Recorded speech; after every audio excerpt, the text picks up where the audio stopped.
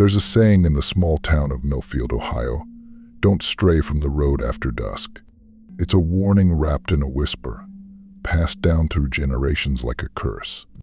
The older folks know it all too well because in the 90s, the harvest man made it his hunting ground. It started slowly at first. A few disappearances each year. People who were never seen again, leaving behind only an echo of dread.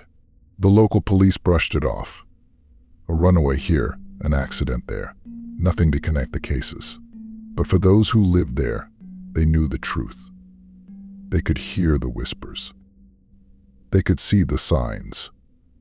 Something was out there waiting. The first real clue came in 1994.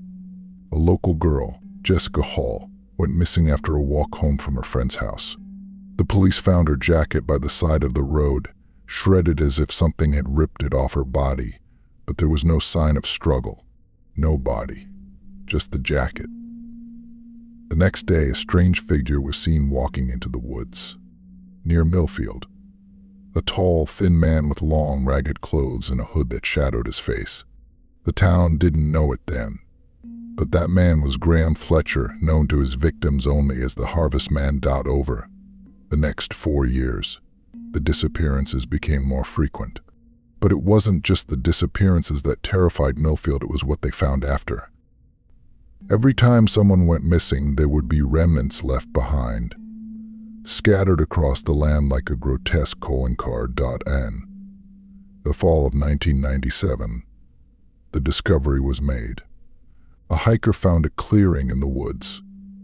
At first it looked like a twisted campsite, but as he stepped closer, his stomach tore as there were human bones, hundreds of them, arranged into horrifying shapes, skulls stacked like an altar, ribs bent into a macabre archway. But it was the mutilated bodies that would haunt the investigators' dreams. They had been hollowed out, their organs removed and carefully placed in jars like trophies. Their faces? Gone? It was too late. By the time they reached the entrance, Graham Fletcher was already gone.